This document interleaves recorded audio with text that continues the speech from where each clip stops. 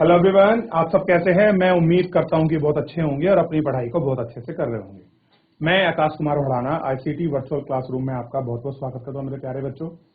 जैसा आपको पता है कि हमारी 9th क्लास है और 9th क्लास में हम लोग देख रहे हैं चैप्टर नंबर 2 और चैप्टर नंबर 2 के अंतर्गत हम लोग बात कर रहे हैं भारत का भौतिक स्वरूप को हम लोग देखेंगे।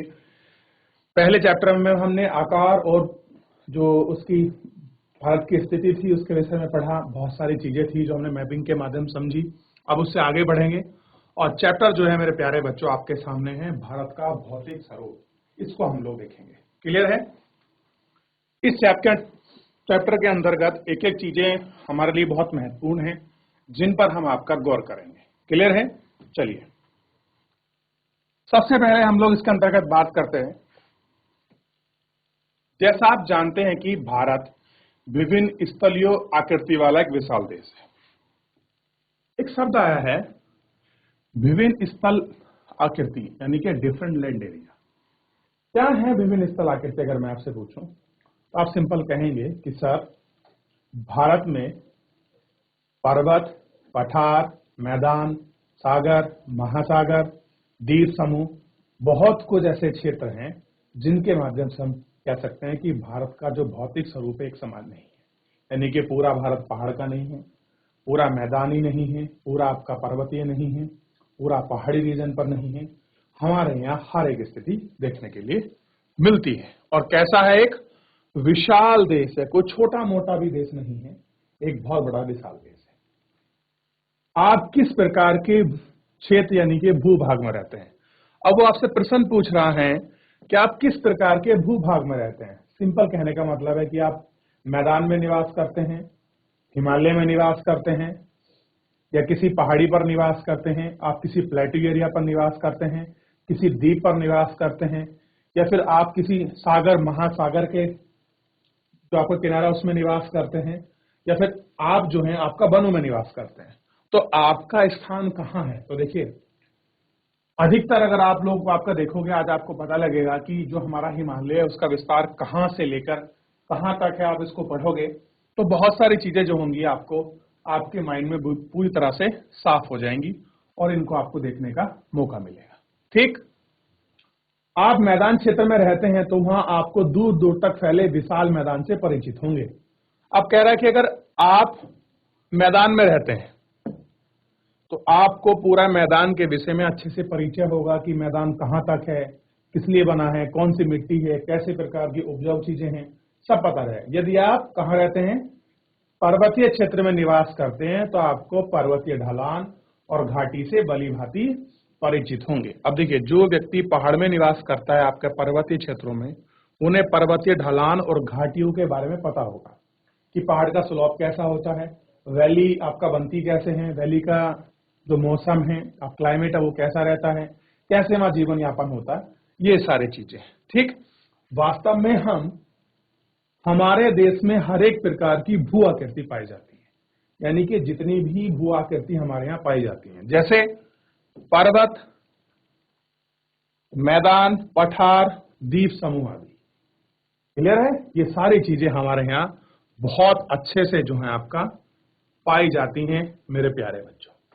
ठीक, भारत की भूमि बहुत अधिक भौतिक विभिन्नताओं को दर्शाती है। भूगर्भीय तौर पर, यानी कि भूगर्भ, भू माने पृथ्वी, गर्भ मतलब पृथ्वी के अंदर के तौर पर प्रायद्वीपीय पठार पृथ्वी की सतह का प्राचीनतम भाग है।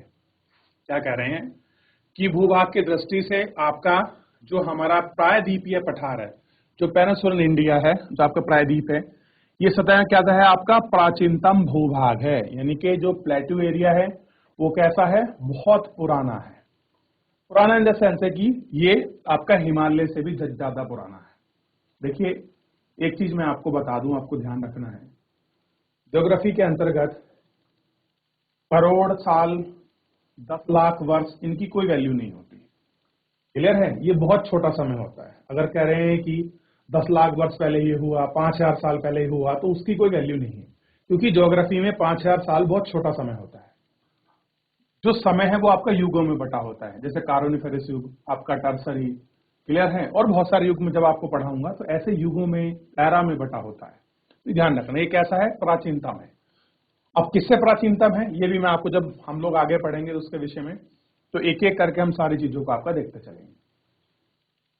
इसे भूमि का एक भाग ही स्थिर माना जाता है और भूमि का जो एक भाग है हम उसको स्थिर माना जाता है, परंतु हाल में भूकंपों ने इसे गलत साबित किया है। हिमालय और उत्तरी मैदान हाल ही में स्थल आकृतियां हैं। भूगर्भ वैज्ञानिक के अनुसार हिमालय पर्वत एक स्थिर भाग है। हिमालय की पूरी श्रृंखला एक युवा स्थलाकृति को दर्शाती है जिसमें ऊंचे शिखर, गहरी घाटी और तेज बहने वाली नदी है। अगर आप बात करोगे भू जो वैज्ञानिक हैं उनके अनुसार हिमालय पर्वत क्या है, एक अस्थिर भाग है। अस्थिर का इन द सेंस ये है हिमालय अभी तक स्थिर नहीं है। स्थिर का कहने का मतलब है कि उसमें निरंतर हलचल होती रहती है। आप देखेंगे जब भी भूकंप आते हैं तो अरावली पहाड़ की तुलना में आप देखेंगे जो आपका हिमालय पर्वत है यहाँ पर भूकंपों की बारंबारता ज्यादा मिलती है। पर्वतों का खिसकना जिनको बोलते हैं, आप देख रहे हैं कि बहुत बड़ी कोई आपकी चट्टान खिसक जाती है, कोई पहाड़ टूट जाता है, लैंडस्लाइडिंग जिसको बोलते हैं, ये होती है। और साथ ही में आपको पता होना चाहिए हिमालय पर्वत एक आपका नवीनतम वलित पर्वत है। कैसा है? नवीनतम। नवीन मतलब नया, वलित मतलब आपका फोल्डेड। पृथ्वी की आंतरिक संरचनाओं में भूगर्भ में जो हलचल हुई है उसी हलचल से क्या हुआ है, इसमें मोड़ पड़े हैं और आप देखेंगे हिमालय में बहुत ऊंची आपकी चोटियां देखने के लिए मिलेंगी। क्यों? एक तो भूगर्भिक कारण है, दूसरा आपका नवीनतम है, ये इसका प्रमुख कारण है। ठीक। और यहाँ क्या मिलती है आपको? यहीं आपको घाटियां देखने के लिए मिलेंगी, ऊंचे शिखर आपको देखने के लिए मिलेंगे और तेज बहने वाली नदियां। अब देखिए जो नदी पहाड़ से निकलेगी किसी हाइट से और जब वो आपके नीचे की तरफ आएगी तो आप कह सकते हैं मेरे प्यारे बच्चों उसमें गति क्या होगी, आपकी प्रदान होगी। तो इसलिए आप देखते हैं जो हिमालय पर्वत है वो कैसा है, अभी स्थिर नहीं है। आप जब आगे पढ़ेंगे तो एक कॉन्सेप्ट आपको मिलेगा प्लेट टेक्टोनिक्स, क्लियर है, जिसके विषय में अभी नहीं पढ़ना है आपको, बहुत आगे पढ़ना है। तो वहां से पूरी थ्योरी आपके सामने क्लियर हो जाएगी कि आखिर में आपका हिमालय में क्यों भूकंप आते हैं और कैसे आप देख रहे हैं कि हिमालय 2 सेंटीमीटर प्रति आपका वर्ष वो आपका बढ़ रहा है 2 साल में, तो वो भी आपको दिखाई देगा और प्रति वर्ष में भी इसमें कुछ है, वृद्धि हो रही है। ठीक है, तो ये चीज आप इसमें देख सकते हो। दूसरा, उत्तर मैदान जलोढ़ निक्षेप से बना है और कह रहे हैं कि जो हमारे पास उत्तर का मैदान है, अभी मैं आपको हिमालय पर्वत दिखाऊंगा, उत्तर का मैदान दिखाऊंगा, बनता कैसे है ये प्रोसेस भी समझाऊंगा। लेकिन इसके साथ बस एक ही कंडीशन है, जब हम लोग पढ़ते हैं हमें भारत का मैप बनाना होगा, सब चीजों को फिल करना होगा और बार बार हम लोग ट्राई करेंगे ताकि हम लोगों को चीजें बिल्कुल बहुत अच्छे से सटीक से आपका समझ आ सके। अब देखिए क्या कह रहे हैं, उत्तरी मैदान जलोढ़ निक्षेप से बना है। जलोढ़ निक्षेप का क्या मतलब है? देखिए सिंपल है, नदियां हिमालय पर्वत से निकलती हैं और जब हिमालय पर्वत से निकलती हैं तो अपने साथ कंकड़, पत्थर, बालू इत्यादि चीजें लेकर आती हैं।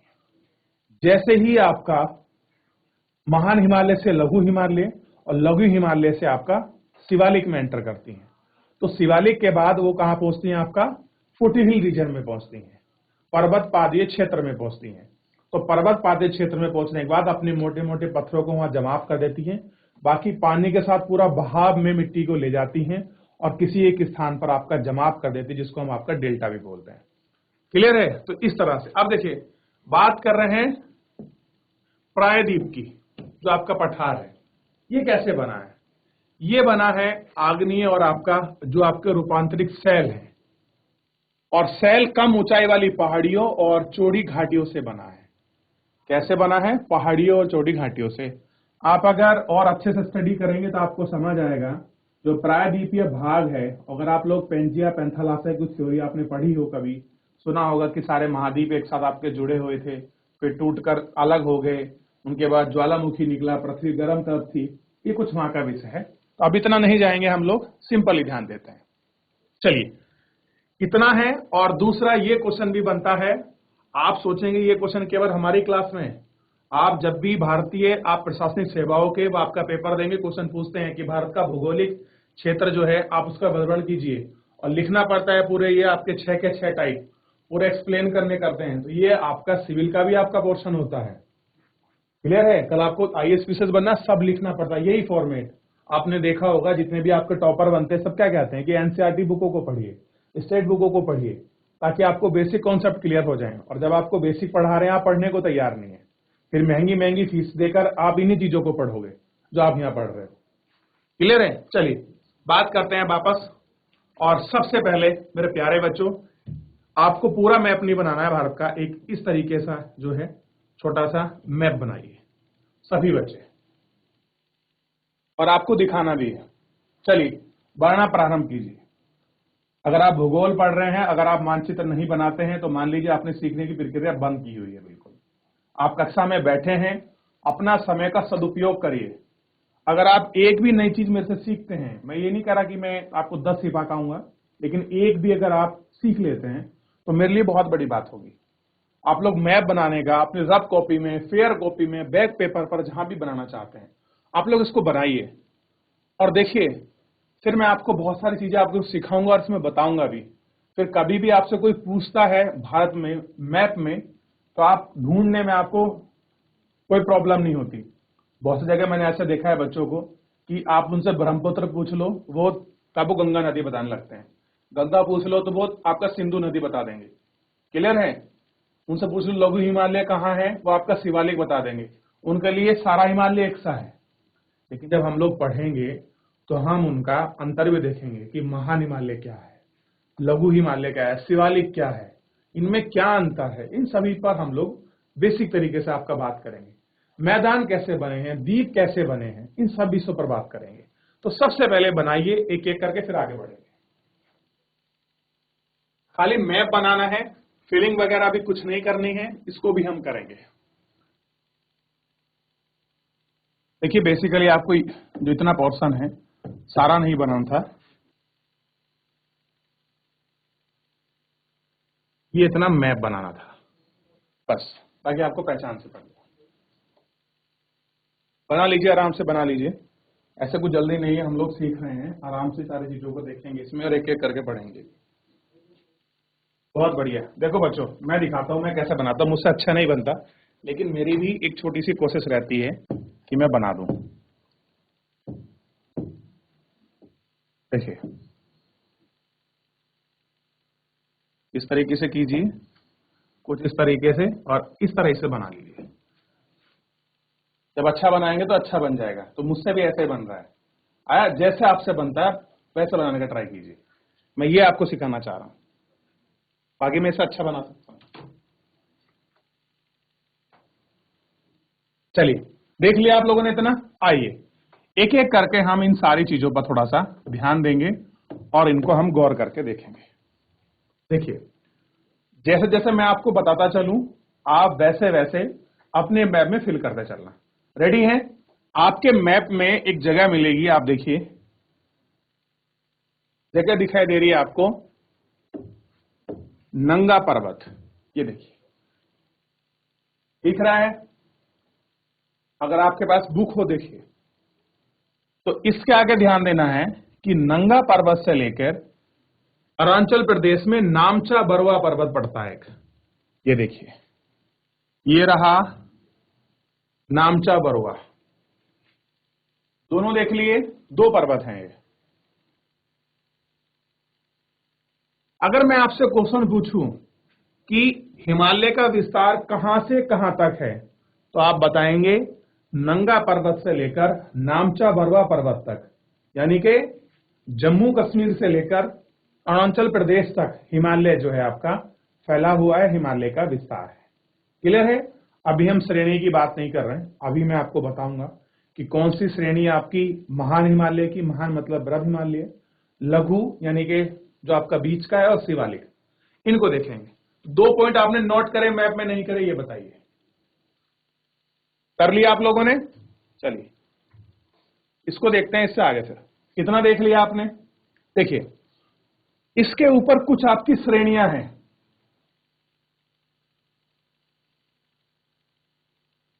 ये देखिए ये दिख रहा है आपके सामने, ध्यान देंगे ये श्रेणियां हैं, जैसे आपका काराकोरम, लद्दाख, एक एक दर्रा पड़ता है, आप काराकोरम दर्रा।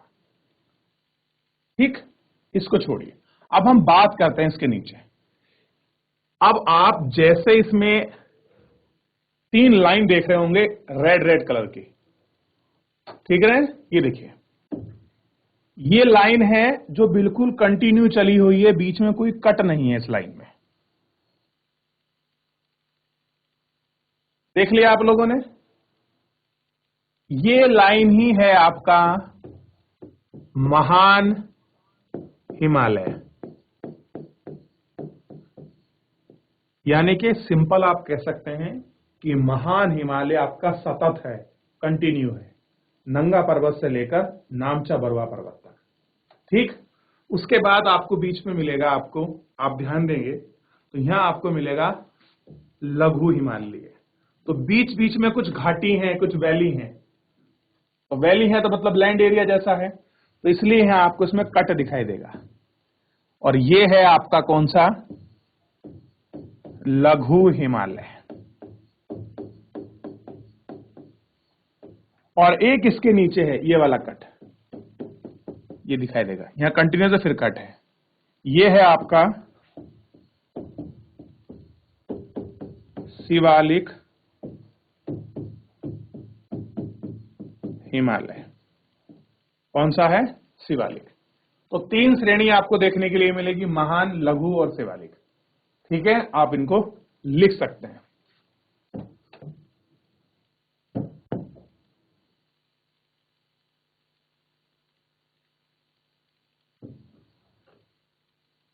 देख लिया इतना, चलिए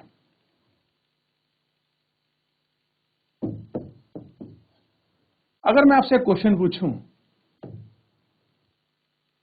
कि जितनी भी आपका बड़ी बड़ी चोटियां हैं ये हिमालय के कौन से भाग में होंगी, चाहे आप आपका माउंट एवरेस्ट देख लो, नंदा देवी देख लो, मकालू देख लो, कंचनजंगा देख लो, क्लियर है, धौलाधर आपके रेंज देख लो, तो ये सब अगर मैं आपसे पूछूं ये कौन से हिमालय का पार्ट है, लघु हिमालय का है, शिवालिक हिमालय का है, कि आपका महान हिमालय का, बताइए। तो आप बताएंगे जितनी भी ऊंची चोटी हैं वो सब आपकी महान हिमालय का हिस्सा है। किनका हिस्सा है, महान हिमालय का हिस्सा है। क्लियर है, अब चलिए, अब देखिए ये दिखाई दे रहा है, और हिमालय से ही कुछ आपकी नदियां भी निकलती हैं।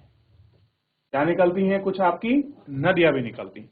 तो आपको 3 तंत्र बेसिकली देखने के लिए मिलते हैं नदियों में, अगर आप पढ़ोगे। एक मिलेगा सिंधु नदी तंत्र, यानी कि सिंधु नदी और उसकी सहायक नदियों का पूरा एक सिस्टम, क्लियर है। और दूसरा मिलेगा आपको, एक नदी है जिसमें हम क्या कहते हैं, गंगा। आपको गंगा नदी का पूरा तंत्र मिलेगा, तंत्र मतलब उसका सिस्टम है, गंगा की सहायक नदी, क्लियर है, और कहां से फ्लो होती है, कौन कौन सी सहायक नदी कहां से मिलती है, लेफ्ट में, राइट में, और अंत में जाके कहां गिरती है। और तीसरा मिलेगा आपको इसमें, एक नदी और आती है, नॉर्थ ईस्ट से निकलती है, जिसको बोलते हैं ब्रह्मपुत्र नदी, ब्रह्मपुत्रा, एक इसका आपको सिस्टम मिलेगा। तो 3 आप बेसिकली हिमालय में आप 3 सिस्टम को पढ़ते हैं, सिंधु, गंगा और ब्रह्मपुत्रा, इनके विषय में।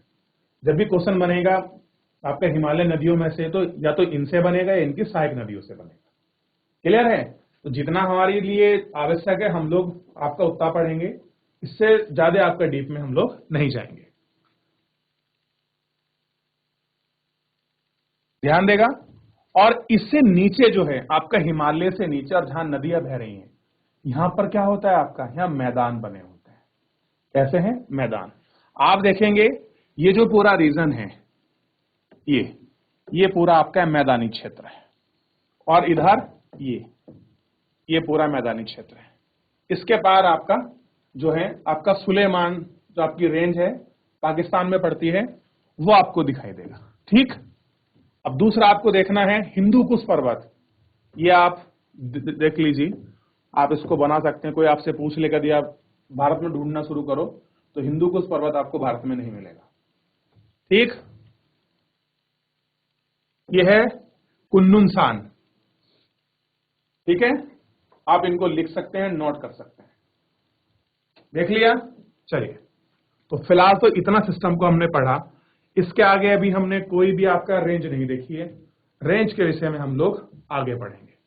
अब क्योंकि हमको ये वाली सारे पर्वत आपका देखने हैं कि कहां पर नंगा पर्वत है, कहां पर अन्नपूर्णा, कहां पर नंदा देवी, कहां पर कामेट है, नामचा बरवा, गहुर माथा कहां पर है, तो इसके विषय में भी हम लोग आपका अच्छे से आपका पढ़ेंगे और इनको ध्यान देंगे। चलिए, तो उसे बढ़ने से पहले हम सबसे पहले देखते हैं भौगोलिक वितरण किसका, भारत का पूरा। इसका देखिए, भारत की भौगोलिक आकृतियों को हम निम्नलिखित वर्गों में विभाजित किया जा सकता है। कौन कौन से वर्ग में बांटते हैं?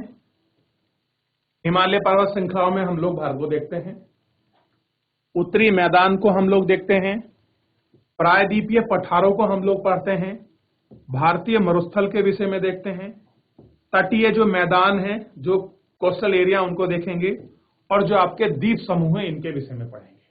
तो कुल मिलाकर भारत का फिजिकल डिस्ट्रीब्यूशन की बात करें तो 6 भागों में विभक्त किया गया है। यानी कि अगर आप वर्ग देखोगे कि भारत का भौगोलिक वर्णन कितने रूप में किया गया, उसका विभाजन कितने वर्ग बनाए हैं, तो आप कह सकते हैं कि 6 वर्गों में उसको बांटा गया है।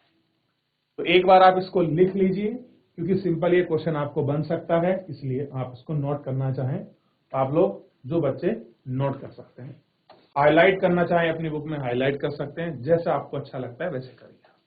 लेकिन बहरहाल मैं कहता हूं आपको लिख लेना चाहिए। आज नहीं, लेकिन परीक्षा में जब आप 12वीं पास कर जाओगे ये सब आपको पढ़ना पड़ेगा, मेरी गारंटी है इस बात की। जब आप तो तैयारी करोगे कंपटीशन की, तो जीएस के पार्ट में ये प्राइमरी पढ़ोगे आप भारत के भूगोल में। देख लिया। चलिए, जो लिखना चाहें बच्चे लिख लें, फिर आगे बढ़ रहे हैं। चलिए आगे ध्यान देते हैं। अब इसमें सबसे पहले हम लोग हिमालय पर्वत श्रृंखला को लेते हैं। ठीक है, बेसिक परिचय आपका हिमालय से हो चुका है कि कहां कहां इसका विस्तार है, क्या किस चीजें हैं। लेकिन मैं इतना आपको बता देता हूं कि आप छोटा सा एक होमवर्क करके लाइए मेरे प्यारे बच्चों। होमवर्क ये है आपका कि आपको क्या करना है कि हिमालय पर्वत कितने राज्यों में आपका फैला हुआ है, एक आपको क्रम बनाना है। आप चाहे तो पूर्व से पश्चिम में बना, उत्तर में बना सकते हैं, चाहे उत्तर से पूर्व की ओर एक क्रम बना सकते हैं कि ऐसे कितने राज्य हैं जिस क्रम में आपका फैला हुआ है। आपको पता है? कितने बच्चों को पता है? हाथ खड़ा कीजिए। अभी कुछ बच्चे हाथ खड़ा कर रहे हैं, बहुत बढ़िया, बता दीजिए। चले, माइक लेकर बता दीजिए। मैं आपको अनम्यूट कर रहा हूं सिस्टम के माध्यम से। कौन बच्चा बताएगा? माइक ले लीजिए बच्चे। चलिए, आप होमवर्क है आप लोग अच्छे से करके लाइए। कल भी एक क्वेश्चन दिया था मैंने कि आपको भारत के सारे पॉइंट बताने हैं। उत्तरी पॉइंट कौन सा है, दक्षिणी पॉइंट कौन सा है, पूर्वी पॉइंट कौन सा है, लेकिन किसी बच्चे ने ये नहीं कहा कि सर हम लोग होमवर्क किया नहीं, हमको मिला नहीं, आप लोग बता दीजिए। क्लियर है? जीजे ऐसी बुग्गा वाला की लड़कियां मैं आपका देख रहा हूं आपस में बात करने में बिजी रहते हैं। बेटे सब रिकॉर्ड होता है, देख लीजिए सामने। चलिए हम लोग आगे बढ़ते हैं थोड़ा सा और आपका देखते हैं हिमालय पर्वत के विषय में, और इसको आपका हम लोग आपका पढ़ना प्रारंभ करते हैं। सबसे पहले देखेंगे आप लोग हिमालय पर्वत। भारत की उत्तरी सीमा पर विस्तृत हिमालय पर्वत भूगर्भीय रूप से युवा एवं बनावट की दृष्टिकोण से वलित पर्वत श्रृंखला है। कैसी है? वलित आपकी श्रृंखला पर्वत है। युवा का मतलब है नए से है, नवीन से है, पहले आप ये ध्यान दीजिए। ठीक है, और कैसा है? बनावट की दृष्टि से बात कर रहे हैं तो आपका फोल्डेड माउंटेन है और श्रृंखला है। क्लियर है? श्रृंखला का मतलब है आपका महान हिमालय है, लघु है और शिवालिक है, इसलिए श्रृंखला शब्द प्रयोग हुआ है। ये पर्वत श्रृंखलाएं पश्चिम से पूर्व दिशा में सिंधु नदी से लेकर ब्रह्मपुत्र तक फैली है। तो ये इसका एक पैसिफिक रीजन हो गया, दिशा के अनुसार कहां से कहां फैला हुआ है, कहां है? पूर्व पश्चिम से पूर्व या पश्चिम से पूर्व की ओर फैला हुआ है। और आप देखेंगे तो सिंधु नदी से लेकर ब्रह्मपुत्र नदी तक इसके बीच में फैला हुआ है। तो क्वेश्चन ये भी पूछ सकता है कि जो आपका हिमालय पर्वत है किन दो नदियों के बीच में है, तो आपका सिंधु नदी और आपका ब्रह्मपुत्र नदी के बीच में फैला हुआ है। तो इस तरह से भी आपको ध्यान रखना होता है। हिमालय पर्वत की सबसे ऊंची पर्वत श्रृंखला है। अब देखिए, यह एक अत्यधिक असम में एक कैसा है, अवरोध है। एक कटक आपको मिलेगा असम में, कहा, महान हिमालय में। ये आपको ढूंढना है, ठीक है। नहीं मिलेगा, मैं आपको आगे बताऊंगा। अब देखिए, 2400 किलोमीटर में लंबे एक अर्धवृत्त का आपका निर्माण करता है। कैसा करता है, अर्धवृत्त की तरह। आप थोड़ा सा इसकी जो कंडीशन है आप अच्छे से देख सकते हैं, आपके सामने पूरा दिखाया गया है कि कैसी इसकी कंडीशंस है।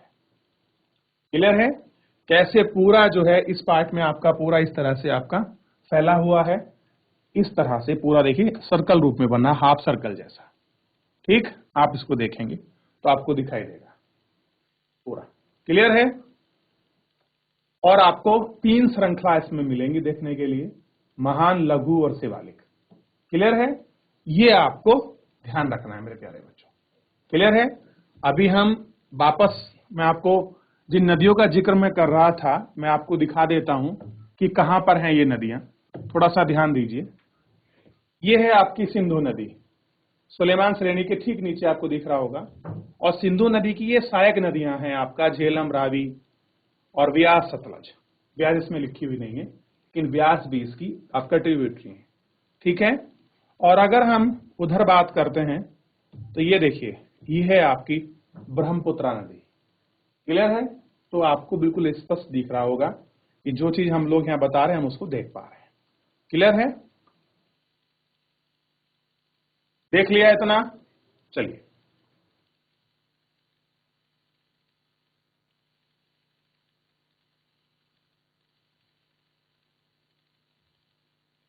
तो हमने इसकी लंबाई को भी देख लिया कि इसकी लंबाई कितनी है। और क्या कह रहे हैं, इसकी चौड़ाई कश्मीर में 400 किलोमीटर एवं अरुणाचल प्रदेश में 150 किमी है, यानी कि किलोमीटर है। तो सबसे ज्यादा कहां पर चौड़ा हुआ भाई बच्चों बताओ, आपका कश्मीर में। और फिर आपका ये हम कहां बताया गया है, अरुणाचल प्रदेश में। दोनों छोर की बात कर रहे हैं हम लोग बेसिकली। पश्चिमी भाग की अपेक्षा बच्चों, पश्चिमी भाग की अपेक्षा पूर्वी भाग की ऊंचाई में अधिक विविधता पाई जाती है। पूरे देशांतरीय विस्तार के साथ हिमालय 3 भागों में बांटा जा सकता है। इसमें है 3 भागों में, ध्यान रखना है। भाग कौन सा है, देशांतरीय विस्तार। इसकी बात कर रहे हैं, देशांतरीय विस्तार की हम लोग इसमें बात कर रहे हैं, बांटा जा सकता है। इन श्रृंखलाओं के बीच में बहुत सारी संख्या में घाटी पाई जाती हैं। कैसी पाई जाती हैं, घाटी। कश्मीर वैली आपने सुना होगा, कैसी, आपका कश्मीर वैली है। वैसे ही आपका देहरादून है। तो ऐसी बहुत सारी जो वैली हैं आपकी पाई जाती हैं, घाटियां। सबसे उत्तरी भाग में स्थित श्रृंखला को महान या आंतरिक हिमालय कहते हैं। अभी हम लोग आपका देख रहे थे, सबसे पहले मैंने आपको बताया, और इसको ही क्या कहते हैं, हिमाद्री कहते हैं। क्योंकि ये पूरा पार्ट हमेशा आपका बर्फ से जो है आपका ढका रहता है। क्लियर है। यह सबसे अधिक सतत श्रृंखला, सतत का मतलब है कंटिन्यू है, एक फॉर्मेट में पूरी आपको लंबी मिलेगी देखने के लिए। ये देखिए, ये रहा, आप इस श्रृंखला को देखिएगा, इसकी बात कर रहा हूं बेसिकली। ये श्रृंखला यह आपको पूरी सतत जो है आपको कॉन्टिन्यूस जो है फॉर्म में ये आपको देखने के लिए मिलेगी। देख लीजिए आप इसको, देख रहे हैं कैसा है, पूरा कॉन्टिन्यूस आपको फॉर्म में मिल रहा है। ये देखिए,